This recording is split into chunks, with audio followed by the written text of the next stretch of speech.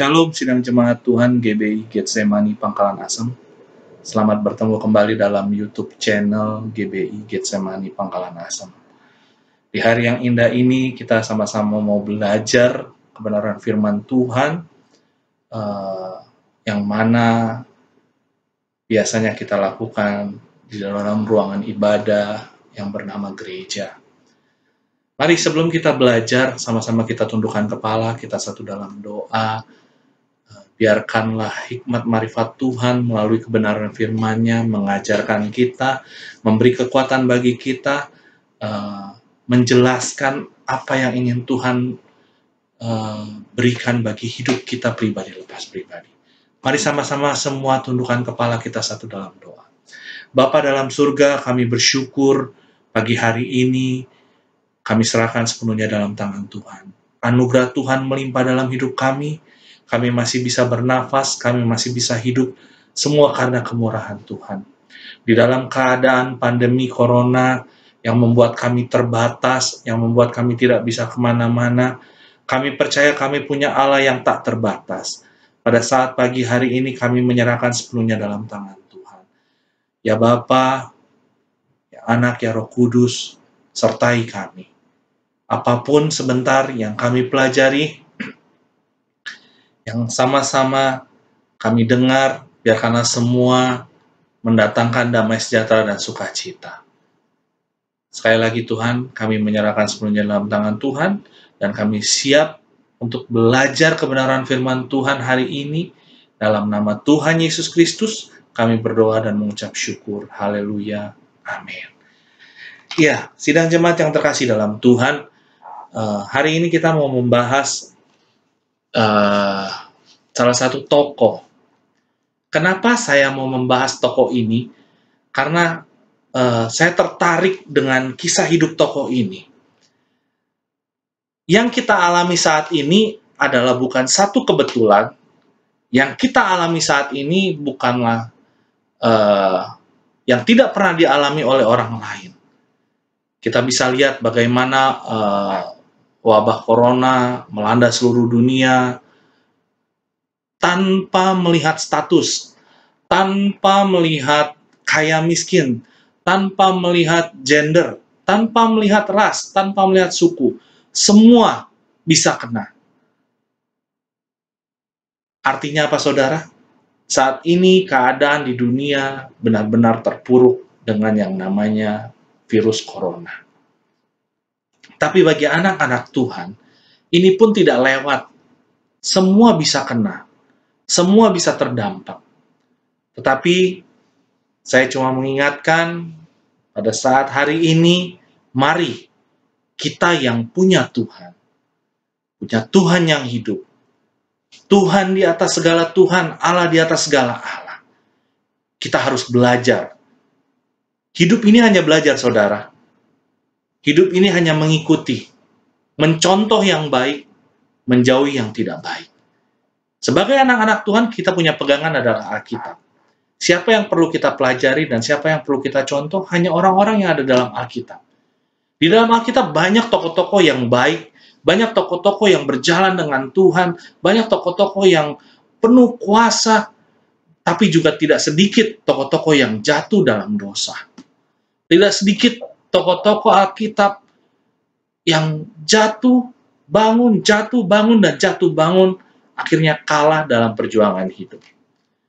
Nah, membahas keadaan dunia saat ini, keadaan sekitar kita saat ini, saya mau mengambil satu contoh yang bernama Daud. Kita mau lihat kebenaran firman Tuhan dalam satu perikop, di dalam 1 Samuel, pasal 30, ayat yang pertama, sampai dengan ayat yang ke-19. Saya akan bacakan keseluruhan, nanti kita akan lihat ada beberapa poin di dalam pembacaan firman Tuhan ini yang menjadi pegangan kita, menjadi kekuatan kita untuk kita melangkah, menjadi arahan kita hari ini, saudara. Saya bacakan demikian dengan judul Siklak Terbakar, Pembalasan Daud kepada Orang Amalek. Ketika Daud serta orang-orangnya sampai ke Siklak pada hari yang ketiga, orang Amalek telah menyerbu tanah Negeb dan Siklak. Siklak telah dikalahkan oleh mereka dan dibakar habis. Ayat yang kedua, perempuan-perempuan dan semua orang yang ada di sana, tua dan muda, telah ditawan mereka. Dengan tidak membunuh seorang pun mereka menggiring sekaliannya. Kemudian mereka meneruskan perjalanannya. Ayat ketiga, ketika Daud dan orang-orangnya sampai ke kota itu, tampaklah kota itu terbakar habis. Dan istri mereka serta anak mereka yang laki-laki dan perempuan telah ditawan. Ayat yang keempat, lalu menangislah Daud dan rakyat yang bersama-sama dengan dia itu dengan nyaring sampai mereka tidak kuat lagi menangis. Yang kelima, juga kedua istri Daud ditawan, yakni Ahinoam perempuan Yisrael dan Abigail bekas istri Nabal orang Karmel itu. Ayat yang ke-6, saudara yang terkasih dalam Tuhan, dan Daud sangat terjepit karena rakyat mengatakan hendak melempari dia dengan batu. Seluruh rakyat itu telah pedih hati masing-masing karena anaknya laki-laki dan perempuan.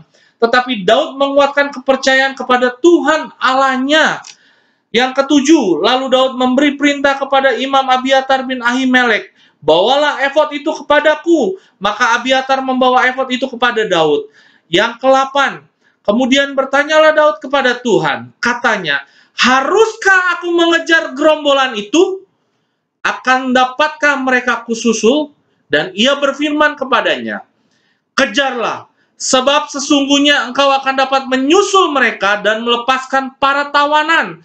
Ayat yang ke-9, lalu pergilah Daud beserta ke-600 orang yang bersama-sama dengan dia, dan sampailah mereka ke sungai Besor. Sementara orang-orang yang mau tinggal di belakang berhenti di sana. Ayat yang ke-10, maka Daud melanjutkan pengejaran itu beserta 400 orang. 200 orang yang terlalu lelah untuk menyeberangi sungai Besor itu berhenti di sana. Ayat yang ke-11, kemudian mereka menemui seorang Mesir di padang, lalu membawanya kepada Daud, mereka memberi dia roti, lalu makanlah ia. Kemudian mereka memberi dia minum air, dan memberikan kepadanya sepotong kue ara dan 2 buah kue kismis. Dan setelah dimakannya, ia segar kembali. Sebab ia tidak makan dan minum selama 3 hari 3 malam. Ayat yang ke-13, kemudian bertanyalah Daud kepadanya, budak siapakah engkau dan dari manakah engkau? Jawabnya, aku ini seorang pemuda Mesir, budak kepunyaan seorang Amalek. Tuanku meninggalkan aku karena 3 hari yang lalu aku jatuh sakit. 14, kami telah menyerbu tanah Negeb orang Kreti dan orang Yehuda dan daerah Yehuda dan tanah Negeb, Kaleb dan Siklak telah kami bakar habis. 15, Daud bertanya kepadanya, dapatkah engkau menunjukkan jalan kepadaku ke gerombolan itu? Katanya, bersumpahlah kepadaku demi Allah, bahwa engkau tidak akan membunuh aku dan tidak akan menyerahkan aku ke dalam tangan tuanku itu. Maka aku akan menunjuk jalan kepadamu ke gerombolan itu. Ayat yang ke-16, ia menunjukkan jalan kepada Daud ke sana, dan tampaklah orang-orang itu berpencar-pencar di atas seluruh daerah itu, sambil makan, minum, dan mengadakan perayaan karena jarahan yang besar yang telah dirampas mereka dari tanah orang Filistin dan dari tanah Yehuda. 17, dan pada keesokan harinya, Daud menghancurkan mereka dari pagi-pagi buta sampai matahari terbenam. Tidak ada seorang pun dari mereka yang lolos, kecuali 400 orang muda yang melarikan diri dengan menunggang unta. 18, Daud melepaskan semua apa yang dirampas oleh orang Amalek itu. Juga kedua istrinya dapat dilepaskan Daud. Tidak ada yang hilang pada mereka, dari hal yang kecil sampai hal yang besar, sampai anak laki-laki dan anak perempuan. Dan dari jarahan sampai segala sesuatu yang telah dirampas mereka, semuanya itu dibawa Daud kembali. Amin. Saudara yang terkasih dalam Tuhan, pembacaan ini menceritakan bagaimana kisah hidup Daud yang terpuruk, boleh dibilang demikian. Daud sudah jatuh ketiban tangga, saudara. Kenapa saya bilang jatuh ketiban tangga? Kalau saudara baca di pasal berikutnya, Daud itu diusir, saudara. Daud itu tidak dihargai. Daud itu diabaikan. Daud itu dianggap remeh. Dan Daud itu tidak disukai sama siapa? Panglima-panglima Filistin. Karena pada waktu itu Daud mengikut orang Filistin, mengikut Raja Akis, orang Filistin. Kalau saudara lihat baca di pasal 29, ya, Daud mengiring, mengikuti, tetapi jenderal-jenderalnya, panglima-panglima perangnya Akis tidak menyukai, ya, tidak menyukai Daud karena mereka tahu Daud pernah menumpas orang Filistin. Daud pernah berperang mengalahkan orang Filistin. Daud tidak disukai. Ini yang saya bilang. Daud dilecehkan, sudah jatuh ketimpa tangga. Setelah dilecehkan, makanya ayat yang pertama dikatakan, ketika Daud serta orang-orangnya sampai ke Siklak pada hari yang ketiga, jadi dia berjalan 3 hari, kembali ke Siklak, kembali ke komunitasnya. Pada waktu itu, Daud mengalami hal yang mungkin mengecewakan dalam hidupnya. Ini yang saya bilang sudah jatuh tertimpa tangga. Diabaikan, dicuekin. Itu yang terjadi saat ini, saudara, di dalam kehidupan kita. Dengan keadaan virus corona, semua dampak terkena. Tanpa terkecuali orang kaya, orang miskin, orang muda, orang tua, saudara. Yang punya usaha, semuanya terkena dampak. Dalam keadaan yang begitu merosot. Kita bisa lihat orang mulai jenuh. Pada waktu PSBB sudah selesai, apa yang dilakukan? Berbondong-bondong mencari kesenangan dunia, pergi ke mall, keluar, berjalan-jalan tanpa tujuan dan tiada artinya. Akhirnya apa, saudara? Kalau lihat di berita, dalam jangka waktu PSBB selesai, wabah itu malah 2 kali lipat orang-orang yang terkena virus, saudara. Tapi saya mau menyampaikan apa yang Daud alami. Biarkanlah contoh Daud ini menjadi pegangan dalam hidup kita, dan kita bisa melewati masa-masa ini seperti Daud melewati masa-masa sulit dalam hidupnya. Yang pertama, saudara, di ayat yang ke-6, dan Daud sangat terjepit karena rakyat mengatakan hendak melempari dia dengan batu. Seluruh rakyat itu telah pedih hati masing-masing karena anaknya laki-laki dan perempuan. Tetapi Daud menguatkan kepercayaan kepada Tuhan Allahnya. Hal yang pertama yang Daud lakukan pada waktu dia mengalami hal yang merosot, dia tetap punya iman kepada Tuhan. Amin, saudara. Kalau saat ini keadaan kita sedang merosot dengan keadaan sekitar yang begitu luar biasa, dampaknya bagi hidup kita, dampaknya bagi ekonomi kita, dampaknya bagi semua-muanya, saudara. Rumah tangga kita, pekerjaan kita. Jangan pernah melalaikan Tuhan, saudara. Tetap percaya kepada Tuhan. Tetap punya iman kepada Tuhan, saudara. Daud mengatakan, tetapi Daud menguatkan kepercayaan kepada Tuhan Allahnya. Iman adalah dasar dari segala sesuatu yang tidak pernah kita lihat. Kita lihat di dalam Ibrani. Kita lompat sebentar.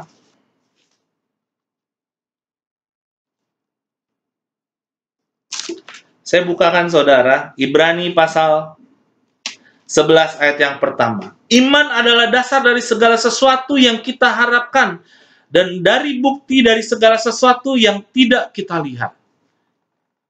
Iman Daud pada waktu dia pulang, diusir oleh orang Filistin. Dia bisa bertemu dengan keluarganya, dia bisa bertemu dengan anak-anaknya, dia bisa bertemu dengan komunitasnya. Tapi apa yang terjadi, saudara? Semua hilang. Kampungnya terbakar, istrinya dibawa kabur, anaknya dibawa kabur, harta bendanya hilang semuanya. Tapi itu adalah dasar dari segala sesuatu untuk Daud lebih percaya pada Tuhan. Saya mau katakan untuk kita semua, saudara yang terkasih dalam Tuhan, apapun dampak dari virus saat ini, tetap percaya pada Tuhan. Miliki iman kepada Tuhan. Kalau bisa lebih lagi 2 kali kita punya iman. Sama seperti Daud. Kita tidak selesai sampai di situ, saudara. Yang pertama tadi, kita percaya. Tetap punya iman. Tetap pegang bahwa Yesus Kristus, Tuhan kita adalah Raja di atas segala raja, tabib di atas segala tabib, dokter di atas segala dokter. Tidak ada yang bisa mengalahkan Dia. Wabah boleh ada, penyakit boleh ada, kesusahan boleh ada, tapi Dia adalah Tuhan kita. Kenapa saya katakan demikian? Pada waktu kita ada di dunia ini, kita nggak bawa apa-apa, saudara. Kalau toh kita saat ini dengan kena wabah, maaf, pulang, meninggal, toh kita juga nggak bawa apa-apa. Toh nanti pun kita juga akan meninggal. Tapi, apakah kita harus tidak percaya kepada Tuhan? Itu salah.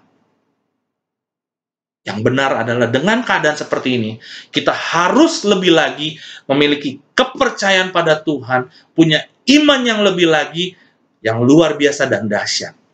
Karena pada saat kita mempunyai iman yang luar biasa, kita menjadi Alkitab yang terbuka, kita menjadi suratan Tuhan yang terbuka. Orang bisa melihat, wow, begitu dahsyat orang-orang Kristen yang punya Tuhan Yesus Kristus. Dampak virus boleh ada, kesusahan boleh ada, tapi dia tetap punya sukacita. Dia bisa tetap bernyanyi, dia tetap bisa memuji. Poin yang kedua, saudara, kalau tadi yang pertama adalah percaya, ayat yang ke-8. Kemudian bertanyalah Daud kepada Tuhan, katanya, haruskah aku mengejar gerombolan itu?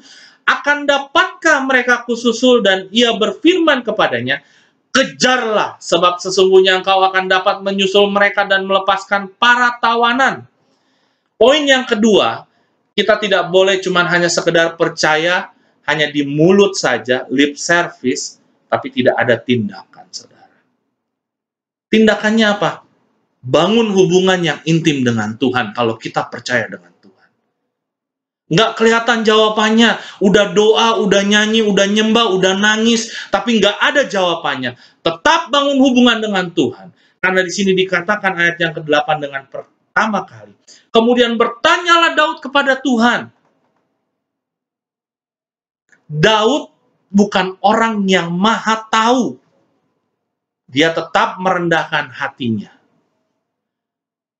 Dia tanya sama sumbernya yang tahu segala-galanya. Makanya dikatakan di situ, bertanyalah Daud kepada Tuhan. Punya hubungan, intimasi dengan Tuhan. Saat teduh, baca firman, doa. Langsung dijawab, tidak, saudara. Langsung ada solusi, tidak, saudara. Tapi bagaimana kita mau belajar dan belajar, mempercayai Tuhan seperti poin yang pertama. Poin yang kedua, punya hubungan yang intim dengan Tuhan, saudara. Pekerjaan udah di rumah, sekolah udah di rumah, aktivitas udah nggak ada banyak di rumah, nggak ada banyak di luar. Kalau yang masih ada kerja, yang masih ada lakukan apapun, silakan jalani. Kita lebih banyak waktu. Bukan satu kebetulan, saudara. Makanya di sini dikatakan ayat yang ke-8. Bertanyalah Daud kepada Tuhan. Dengan waktu yang makin banyak kita ada di rumah. Bangun hubungan dengan Tuhan. Baca firman. Muji menyembah Tuhan setiap hari. Hari demi hari, hari demi hari. Poin yang ketiga, saudara. Ya. Di ayat 13. Ya. Kemudian bertanyalah Daud kepadanya, budak siapakah engkau dan dari manakah engkau? Jawab aku, ini seorang pemuda Mesir, budak kepunyaan Amalek. Tuanku meninggalkan aku karena 3 hari yang lalu aku jatuh sakit. Kami telah menyerbu tanah Negeb orang Kreti dan daerah Yehuda dan tanah Negeb Kaleb dan Siklak telah kami bakar habis. 15. Daud bertanya kepadanya, dapatkah engkau menunjukkan jalan kepadaku ke gerombolan itu? Katanya, bersumpahlah kepadaku demi Allah bahwa engkau tidak akan membunuh aku dan tidak akan menyerahkan aku ke dalam tangan tuanku itu. Maka aku akan menunjukkan jalan kepadamu ke gerombolan itu. Poin yang ketiga, saudara. Pada waktu kita percaya, punya iman pada Tuhan, kita punya hubungan yang intim dengan Tuhan, kita bertanya, punya komunikasi yang intim dengan Tuhan. Ya, ada secercah harapan saudara. Tuhan buka jalan, bisa diketemukan sama budak yang terlantar saudara. Bisa tahu, pada waktu itu Daud mungkin juga dalam hatinya ketar-ketir saudara. Dak-dikduk, kita kerja mungkin berapa bulan dengan keadaan kondisi seperti ini, gaji ada yang dipotong, THR ada yang nggak keluar, ya, bayar sekolah tetap bayar, anak-anak sekolah nggak di sekolahan. Betul saudara, semua itu dialami pada saat ini oleh kita semua. Tapi ada secercah harapan saudara, bagi anak-anak Tuhan selalu ada harapan. Janji Tuhan ya dan amin. Kalau Tuhan berkata, ya pergi, ya stop, ya ambil, ya lepas. Ikuti apa yang Tuhan katakan. Pasti ada harapan.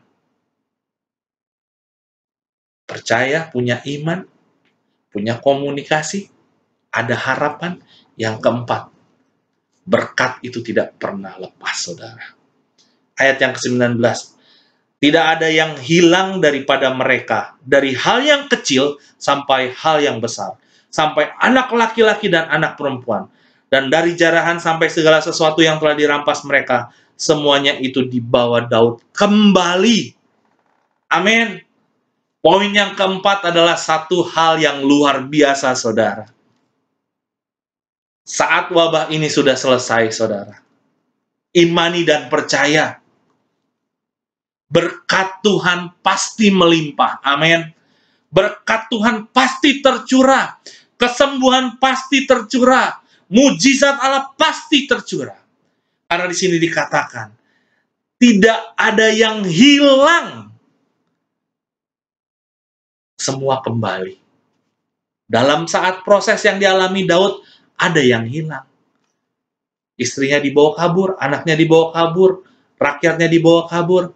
Tapi pada waktu Daud menguatkan imannya, Daud percaya, Daud punya komunikasi, dia datang sama Tuhan. Ada harapan yang indah. Harapan itu enggak cuma harapan belaka. Dunia mengasih iming-iming harapan palsu. Tapi Allah kita yang dahsyat memberikan harapan yang luar biasa. Janjinya iya dan amin, saudara. Janjinya tidak pernah lalai.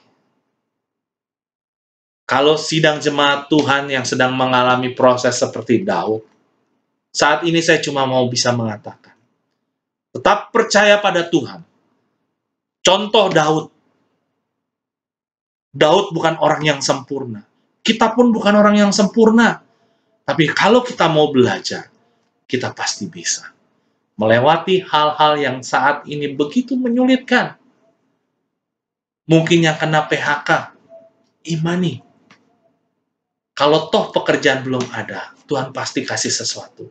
Entah engkau menjadi seorang pengusaha, entah engkau menjadi seorang bisnismen yang luar biasa. Tetap pegang janji Tuhan. Imani, saudara. Firman Tuhan tidak saya panjangkan. Biarkanlah kebenaran firman Tuhan ini menjadi kekuatan bagi kita semua. Mari kita sama-sama tundukkan kepala.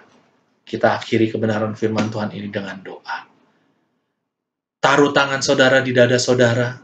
Saya ingin berdoa untuk saudara. Bapa dalam surga, pada saat ini engkau melihat seluruh sidang jemaat GBI Getsemani maupun anak-anak Tuhan yang menonton YouTube channel ini, Tuhan. Bila mana mereka yang mengalami problema, permasalahan, mungkin sama seperti Daud, sudah jatuh tertimpa tangga, biarkanlah mereka tetap punya iman kepercayaan pada Tuhan. Mereka tetap punya hubungan yang intim dengan Tuhan.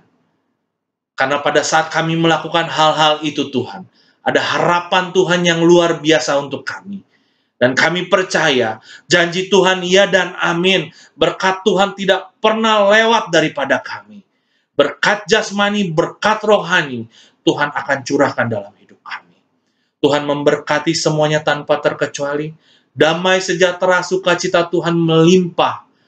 Dari saat ini sampai selama-lamanya Tuhan datang kedua kali.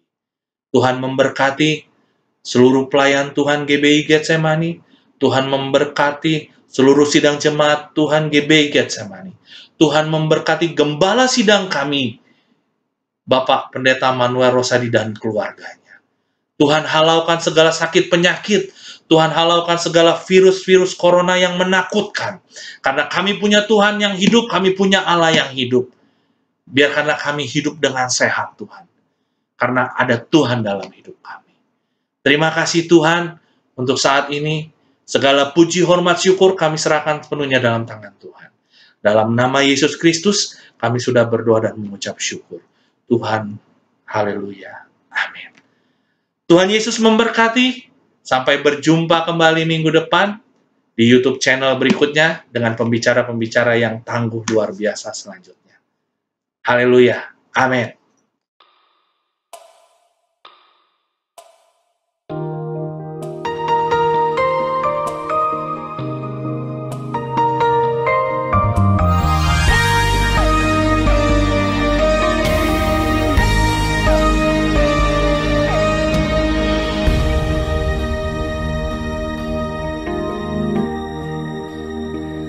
Bila kau izinkan sesuatu terjadi,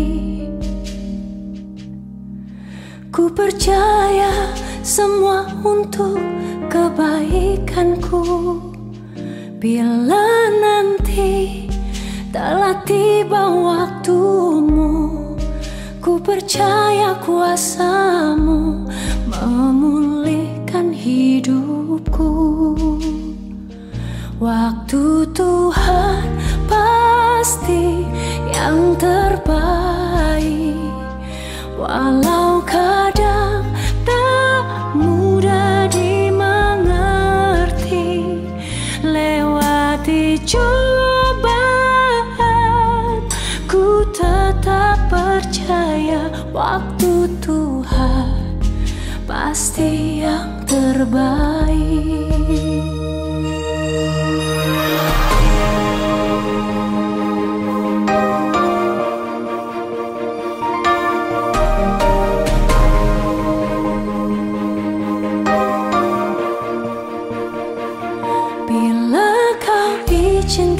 Sesuatu terjadi, ku percaya semua untuk kebaikanku. Bila nanti telah tiba waktumu, ku percaya kuasa-Mu memulihkan hidupku. Waktu Tuhan pasti yang terbaik, walau kadang tak mudah dimengerti. Lewati cobaan, ku tetap percaya waktu Tuhan pasti yang terbaik.